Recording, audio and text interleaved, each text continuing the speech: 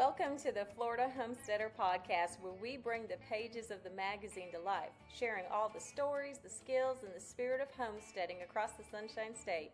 From backyard gardens to family farms and everything in between, we are here to inspire, encourage, and celebrate the Florida homesteading way of life. I'm Jamie Bateman, your host and editor-in-chief of the Florida Homesteader magazine, and we're so glad that you joined us today. So folks, go grab you some iced tea and let's jump into today's podcast chat.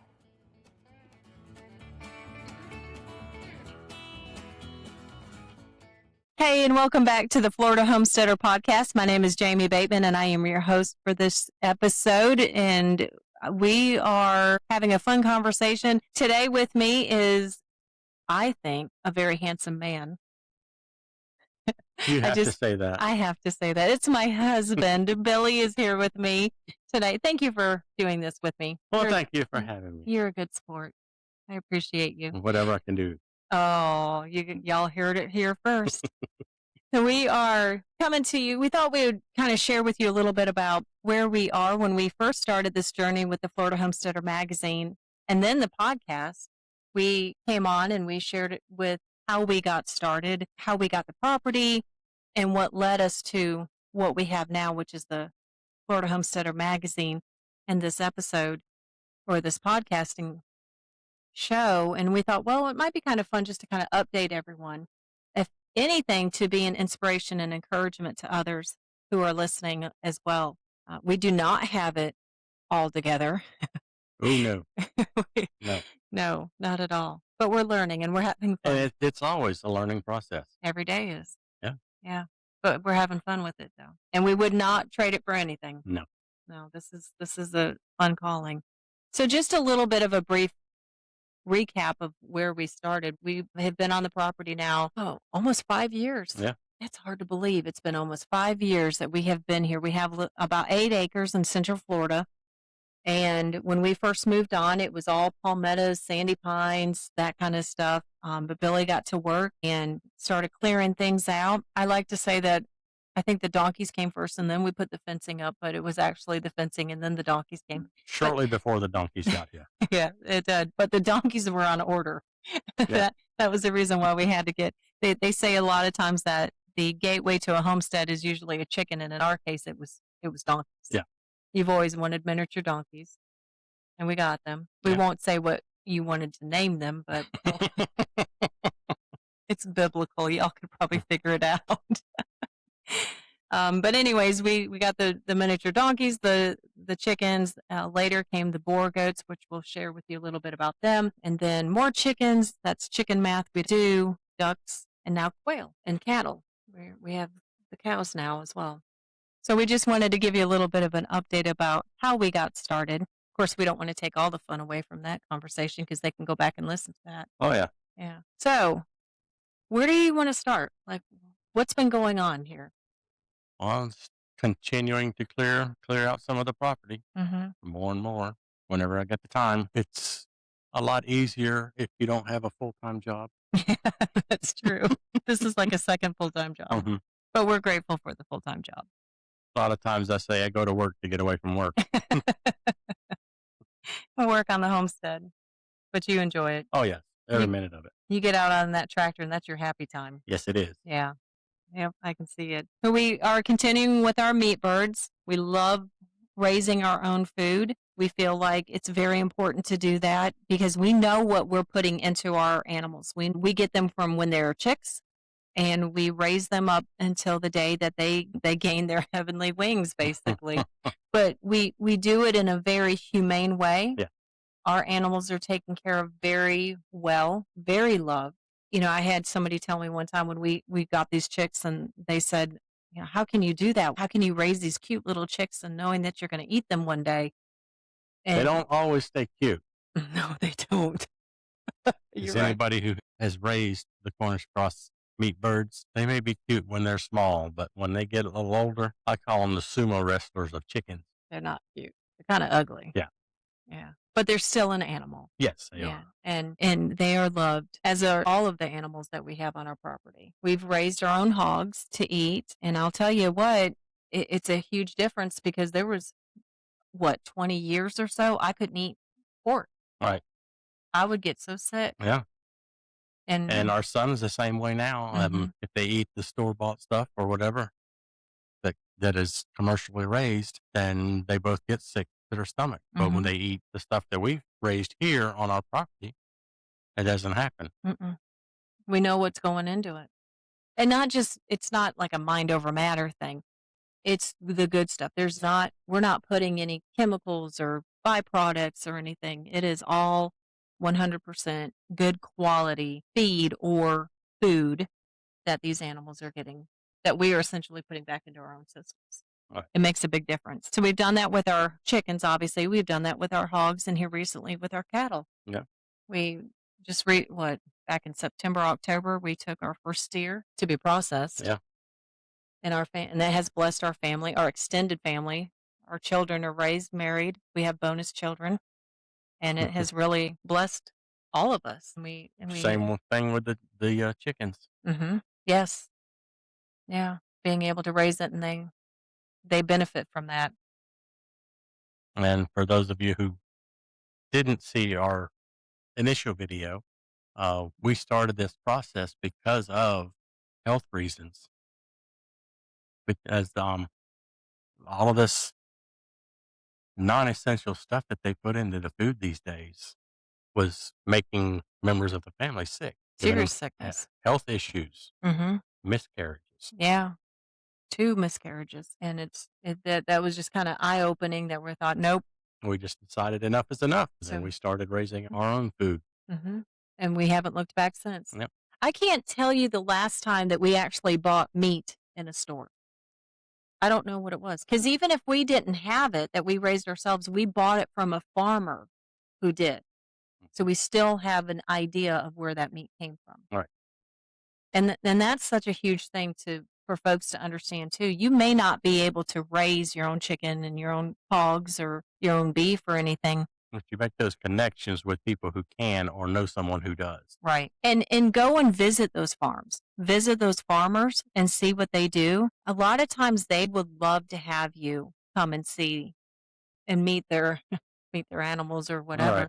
See what they're I mean, doing. just see what the process is. Just see what it is and get to know them better. It's a far better way than shopping in a grocery store and not knowing where it is. Because even if that beef says that it's 100% grass fed, What chemicals are used on the grass? and what are they doing to those cows? What antibiotics are there's still stuff that's still commercially grown. Not all of them are that way. Right, and But thank you, thank you. but coming in from the store, you don't know exactly where that product came from, what particular ranch it came from. And we're not by any means putting down large commercial agriculture farms or anything like that because that's how America gets fed. Right. What we're just saying is if you have the opportunity to know where your food is coming from, do it. It's a good idea. Yeah, it's a good idea if you can do it yourself or support a farmer who can. Yeah. It'd be really cool to get, because back in the day, I'm talking 20s, 30s, 40s, 1920s, 1930s, 1940s, even 50s, 60s. That's what they did. If you wanted beef, yeah, you had your grocery store outlets, but you knew who or what farm it came from. Right. It'd be really cool to get back to that. Yeah. And same with your vegetables, your produce. Like right now here in Florida, it's strawberry season. Right. But we know we don't grow our strawberries, but we know the farmers who do. Mhm. Boy, we love strawberry picking. Oh, yeah. The grandbabies love it too. So what else do we got going on, Billy? We've got boar goats. Yeah, we've been raising boar goats for the kids for the fair. Actually, we have 4 Mhm. that'll be in our local fair this coming up weekend. We're excited to see them in action. Yeah. See how they're doing. Some of them were bottle babies, and I think they're still they're still big babies, big lap babies. But it's always neat to go and support your local fairs too, and see these kids in ag and doing all these things that they've. This is a commitment. You know that. Oh, yeah. Yeah, because you did FFA. Yes, I showed steers, and 1 year I showed a hog. hmm And you grew up doing it. Yes. So this is something that you are passionate Yes. about. When I first started, I was in middle school, and I showed through 4-H. hmm Once I got to high school, I joined the FFA, and I showed a couple years through FFA. And you did very impressive with what you did as far as showing your accomplishments when you sold. Yeah. My last year of showing a steer, I was in high school. It was a calf that was born and raised on our property. It was actually a calf that I ended up having to bottle feed at one point because it ended up getting a virus, and we had to keep it off of his mom for a little bit. And we had him in the garage, and I actually had to bottle feed him for a little while. And that steer actually grew up, and I won overall reserve grand champion and carcass grand champion with that steer. Wow, that's impressive. Yeah. Good job. And then you went on to Kansas City. That was a chapter reward, basically, Yeah, our for chapter was recognized at the National FFA Convention. our families. Both we grew up with deep roots in ag and farming and supporting and growing your own food. So for us, we're very passionate about it, which is why we love doing what we're doing now. Getting out there, telling the stories, of why the magazine is what it is, and now extension of that with this podcast. And Well, my grandparents on my dad's side, they had gardens every year. We had gardens for several years. I we're remember, talking massive gardens. yeah, Yeah. and I remember many a nights Hmm. sitting on either the kitchen floor or the living room floor shelling peas Mm-hmm. till your fingers went numb, and all the garden prep, all the picking. hmm It was an experience. We did the same. We were shucking corn. We were shelling peas, snapping green beans. We raised our own beef cattle Mm-hmm. and hogs. Mm-hmm. Make Never really had chickens growing up. When we had a few, but nothing. Not like what we do. No, nothing like what we have now. And yeah, it sticks with you. Mm-hmm. It's hard to get it out of your genes when you have it Hmm. too. But you can always start if you haven't. We know some folks up in the Panhandle, and she came from Connecticut. In fact, she was just recently on our podcast. So if you want to go and listen to her, she said that she always thought that food came from the grocery store. She didn't know anything about farming until she moved to Florida, and then she learned more and more, and then she started really having that passion of wanting to know where her food came from. And so you'll have to check out that episode with Nadine Winkapaw. It's a neat story that she has, but so it's never too late to start. Oh no. You can always start. Yeah. So you mentioned gardens. That's one thing that it's taken us a few years to get our garden established. Yes. We're having to continuously add, what you guys should call it, fortification Yeah. to our garden areas because unfortunately ours is white sand In this one area where we have the in the one garden. area. Yes. Yeah. Because that's the most convenient place for us to put the garden right now. Well, and there's a sprinkler system there. And it's close to a sprinkler system. That kind of helps. Apparently they need water, Who'd have thought? right? But yeah, we've tried adding to the sand and it worked okay. But this year we did raised beds where we mixed some of our organic matter Yeah. that we have been working on from The donkeys, the the animals, cows, yes, the and goats, the mixing it chickens. in and did the raised beds. And so far, this has been our Yeah. best Yes. turnout. The kale is nonstop. The tomatoes are nonstop. We have carrots, like onions, green beans. For us, we have our grandbabies that are very active. When they come here, they're outside all day long. But it's really cute getting them in the garden and helping them to understand at such a young and tender age where their food comes from. Oh And yes, and they enjoy helping feed the animals. oh yeah. But with the garden, they love getting out there. Oh yeah. That's their snacks. Hmm. I want to go out to the garden and I want a snack. And it's a green bean or tomato. Well, Max doesn't really like the tomatoes, He but likes the green beans.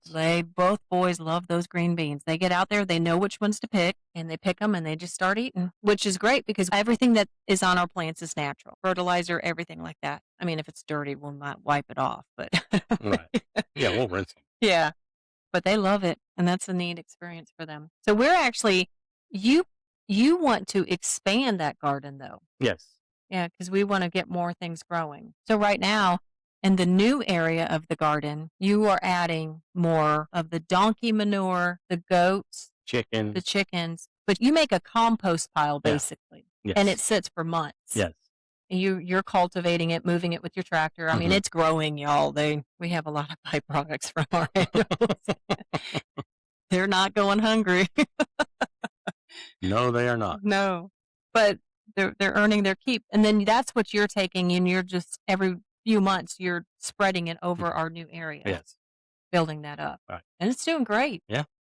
We're excited to see what that looks like. And another thing too is on our property we do have a small section of muck, and we're actually incorporating some of that into our dirt as well, which Right. bringing Yes. some of those nutrients in. But talking about the garden, the next thing for us I think is more like a food forest. Yeah. Wanting to do more fruits and stuff like that, really kind of grow that out.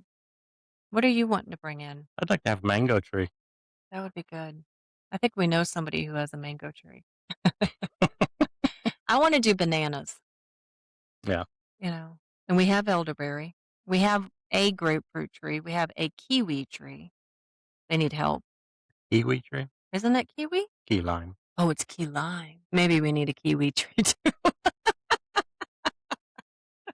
We have that. That's always fun. What's another goal? Cattle is another goal that we have. Yeah, I'd like to get more cattle, but I have to clear out more property, clear out some more trees in the back Mhm.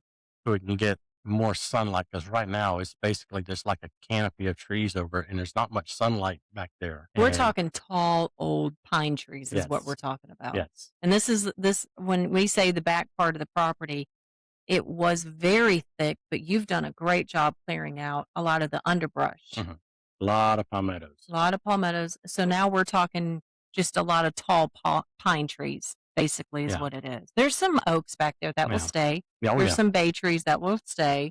We're just talking about these pine trees, getting Mhm. those out to allow that sunlight to And come then in. get all of that excess ground cover that's back there, Mhm. get out that cleared up so Like we can, the leaves, the pine yeah, needles, that type of stuff is what we're talking and about. get some of that fresh ground exposed to the sunlight And and do get some grass seed put back there. And we just put grass seed late this past year on our front part of our property Mhm. because you cleared all of that out Yeah, for the majority. yeah. And what did you put out there? First, we put down a hay seed, Mhm. and then we put down some brown top millet to kind of deter the birds from getting in there and eating up everything. And it was doing good Oh yeah, until the cold air and and the dry snap. the dry snap came. But at the time of the recording, it's very cold outside. Yeah, this morning when I went to work at 7:30, it was 22 degrees. And I saw something today where it said that yesterday it was 32 degrees in Anchorage, Alaska, and 28 in Orlando, Florida. Like it's cold. 16 was the feel like temperature for us here in Central Florida yesterday. Yeah. That ain't right. You know what's crazy is that it's we have a barn, so our animals are sheltered and their water troughs and everything were protected. Hmm. They didn't freeze over or No. anything. But we did have some containers that were outside that did freeze. And just we're just talking like a small sheet of ice on the top of it. But it was what, middle of the day when you came knocking on the window yesterday? Oh And yeah, when I pulled the sheet of ice out of the bird bath, and it was like 1:30 in the afternoon. and it's still he's holding this block of ice. And I went out a few hours later where you had put it on the ground. It was still whole Hmm. on the ground. That doesn't happen in Florida. Not this far south. Not this far south. That was insane. So right now, all that to say, between the drought and the cold air, our front pasture looks pathetic, but everybody's Oh does. yeah, all the yards, All the unless they're yards. constantly running their sprinklers or they've overseeded with ryegrass. Everybody's yards are brown. Yeah. This Everybody's pastures are brown. this is where when those that have more of a pasture, when they have animals and stuff like that, a lot of times they rely on the own hay that they harvest, but it's hay that they've harvested Hmm. earlier in the season. Stock it up for when situations like this. And we're grateful for those farmers because that's the hay we have to get for our animals. Having animals is fun. So we talked about you want to get more cattle. What kind of cattle are you thinking about? Because we've kind of gone back and forth between your standard, I say standard, the not Brahmin mix. What is it? Kind of like a Angus Beefmaster or Something along those yeah, lines. or cracker cattle. Right. We've talked about cracker cattle Yes. because a portion of our property they would thrive in. Oh, yeah. They would do great. And if you don't know anything about cracker cattle, we have a podcast on that too. It's neat. I have to share that my mom. So we are just like Billy. He had said that he comes from a long line of farmers, as do we. Our family goes back 8 generations in the state of Florida, 5 in the county that we are in. And my mom found some photos of our family back, shoot, it was my great grandmother as a little girl with my great great grandparents. And they had property here in town, a lot of property, and they were working cracker cattle, but they called them scrub cattle, I think is what they called them. Scrub cows. Scrub cows. Yeah, that's what it was. And so it's so neat to see if you have those old photos of your family, cherish them because that's a pretty neat thing to have. But anyways, I digress a little bit. We're kind of back and forth on what we want. Yeah. Now, the steer that we just recently that we raised, or the cattle that we have, is the beef master, and we did process our first steer out of that because we've only been doing this for a few years. Right. We just got started in this, and that's what our family's been blessed with here lately. But we have had cracker cattle, beef as well, and it is good. But it all really kind of goes back to what you put in your food, right, and what they're eating. You have those that are very fond of the more, I say commercial, they're not really commercial, your standard type of cattle versus your cracker cattle. It's really preference. Yeah, it's preference. It's what you can do. Right. But, talking about that, one of our friends, they have additional pasture, which is where our cattle are at right now because they have the pasture to graze on, where we don't. We kind of moved them over there. But he was even saying, commending us for, which is the beef master, but even commending us for even looking at cracker cattle. Because we know what we have as far as our property. We know what we can raise and what is sustainable for us. Yeah, and if you don't have the ability to continuously pour feed to them, and you have that type of property, the crack cattle, oh yeah, they thrive on that, and they do well. Yeah, and it's a heritage breed for the state of Florida. Like the Spanish brought them over. They were one of the first cattle here, which is a very neat history lesson if you're into history books. It's a pretty neat thing to do. So growing our cattle, growing our garden, that's our next steps. That's what we're wanting to do. Pasture rotation, cultivating our pasture. We talked about taking our meat birds and moving them to the front pasture and start rotating them out there because that's one of the things that will definitely grow the topsoil of your pasture is with rotating your animals. Oh yeah. And the meat birds, that'd be good fertilizer. But even doing that, because we have enough property where we can section it off and even moving the cattle a little bit or moving our goats a little bit or moving our chickens a little bit. We can do that. And we're just not at that point yet, but we're working on it. We are working on it. A lot of times homesteading is not a quick process. You can do a little bit at a time as you can. I mentioned Nadine Winkapa and what she is doing.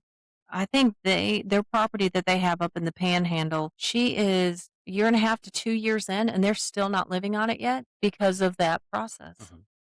Now, there are some that have been able to go out and buy the farm. Right. They bought raw land and had developed it. Now, when we bought our property almost 5 years ago, the house was here. Fencing was not. Right. There's no fencing, and you could not see the house from the road. Yeah, that's right. And now you can see a little bit of it. I can't wait for that grass to grow in up front because it's going to look amazing. It's going to look so pretty. It's all about being pretty. But since then, I'm getting the pat on the shoulder if you're not watching on YouTube. I get that a lot, the pity pat. Billy has built the barns. All of our fencing has been done. I'm a great assistant, if I do say so myself. More of a supervisor type. You did not just be like that. No, she does get out and help. Thank you. I was say, if you want a piece of strawberry pie later, you better take that. But we have fun doing it. Oh, yeah. We do. We work great together. We don't even watch TV that much because usually we're outside and doing, and then by the time we're done, we come and we crash. Yeah. It's insane what we do. So our goals are finish the property. Fencing is never ending. Growing our cattle, seeing where the Lord. Especially with goats. Yeah. Oh yeah, they're Houdinis. But those babies are so cute. It's really neat. It's a full circle when you are raising for us, when you raise we have Boer goats and when you raise them up and especially now we are 2 generations in. Yeah, we are 2 generations in of breeding and birthing goats on our property and it's so fun to see. Mhm. And then knowing that they're going to kids that are those kids then get to learn like you had shared earlier about your experience with Mhm. 4-H and FFA, the learning commitment that they get to do and Teaches them responsibility. You have to consistently work with the animal. You have to keep a record book. So you have to take the time of preparing your records mhm, because you're judged on your record book also. mhm. And then you have to continuously work with your animal and provide it with the right nutrition to create the best animal that you can possibly create for It, the show. and one thing too with kids when they're out there working with these animals, if you think about it, if it's raining, you still have to go feed your animal. Hmm. If it's cold out, And they still have to eat. you still have to go feed them, make sure they don't have ice on their water troughs in this situation. Not all the time in the state of Florida, but even on Christmas Day, before you can open up your presents, you got to get out there and make sure those animals are taken care of. There's no holiday from the animals. No, but it's a great, like you said, it's a really great learning experience Oh, for yes. them. Yeah, that's a neat thing to do. So what else have we been? Quail. We haven't even talked about the Oh, quail. yeah. Those things are like multiplying like crazy. So we wanted to add an additional meat source for our family. Obviously, we have the meat birds, we have the pigs, the cattle, Boer goats. Mm-mm. Sorry, I know there's people out there that enjoy goat. I am not one of them. I can't. I'm not there yet. But the quail have been fun. And oh my gosh, if you've never seen a baby chick, a quail chick before, dang, they are small. They come out about the size of a quarter Hmm. with legs. The bob whites, yes. Yeah. It's tiny, tiny things. We have an egg in an incubator right now, y'all, that's the size of a dime. I'm not kidding you. I'm going to have to take a picture and post that. It is so tiny. I'm really hoping that one hatches because I'm really curious to see how big that little baby is that comes out. But we have Bob White. Hmm. What's the other one? Paternity. Coturnix. And they're a great meat source. Wow. It's another alternative. But the eggs have been very good. I love boiled quail egg. Mhm. We shell them up, put them in a salad. It's perfect. But we also use them for our dog food. And it's great, high in protein. So it does great for our dogs. Spiny coats and everything gives them that good nutrition. And then, of course, we have laying chickens and we have our ducks. I love the duck eggs because the duck eggs I use for all my baking. It does wonders for making a cake. But it's been fun experience with the quail. We've enjoyed it. Well, I think we've kind of brought everybody up to speed Yeah. on what we're doing, what's next for us. And I got to tell you, folks, we sincerely appreciate you coming along and just taking this journey with us. The stories that we have been able to hear and to tell, and what is yet to tell, are just amazing. They're so inspirational. They're so encouraging. I just got done a couple weeks ago interviewing someone for a future story, and she's got it's either 12 or 1400 square feet of a lot, and her house is 850 square feet of that. And the rest of that, which is not much, she grows about 80% of her food that her family of four eats year round. And what she can't grow, they buy from a farmer. And that's in a subdivision. And I'm talking to another one who has an apartment. And she said, I can't grow much, but what she is doing is she's making her own bread. She's canning all of her food, and all of it she's getting from her farmer friends or the local farmer markets. It's just so neat to see all of these. So we're going from 200 square feet to 200 acres of telling these stories, and it's just growing. So if you're listening, if you have a fun story, if there's something that you are doing, please message us. You can find our contact information on our website, which is www.thefloridahomesteader.com, and I'll make sure to put that in the show notes so you can click to that. You can follow us on all of the socials and even message us. We check them daily and we try to get back to everyone as quickly as we can. Without y'all, we can't tell stories. And so we ask that you follow us here. Subscribe to our channel. If you're watching this on YouTube, make sure you click that little bell so you can get notification whenever there is a new episode out there. Be sure to follow us on Facebook, Instagram, share us with a friend, and check out our website if you are interested in getting a print magazine in the mail. We're talking old school. We love getting magazines in the mail. It's almost a celebration whenever we get other magazines in the mail. He gets the mail, he brings them to me. I'm like, "Ooh, I got a magazine." There's something about opening up a magazine, smelling those pages, and having a reference to go back to. And that's the reason why we started the Florida Homesteader magazine. We wanted it to be one, we're going back to old school. Use it as a reference. We have the Florida Homestead Almanac in there, and it's sharing about the different zones in the state of Florida, what to grow now, what to harvest now, what to prepare for in the future. And we break it out per zones in the state. So that is in there. The recipe section. We have an amazing homestead test kitchen director, and she is 88 years old. And let me tell you, she's got some experience in the kitchen. And so she is always whipping up some really fun recipes and loves it. And we share those out there. But if you have a recipe, share it with us also. So not only sharing your stories, but we want to share your recipes as well. So make sure you get those to us, and you can do all that on the website. There's actually a link on there. You can click share a recipe, share a story, and you can submit that to us. That would be fun to share. So until next time, we just say thank you. Thanks for joining us. Thanks for coming along and hearing our update. And Plug along. yeah, keep on going. Keep on going. Yeah, don't give up. Don't give up. And if you haven't started, that's okay. You can still start. And if you've been in it for a few years, keep going. It's a cool movement to see so many people doing this lifestyle. So we encourage you to do that. So thanks again for tuning in. Thanks for following along. And until next time, y'all come back now. That's what homesteading in Florida means. And that's the story that we're proud to share in the Florida Homesteader. Thank you so much for joining us today.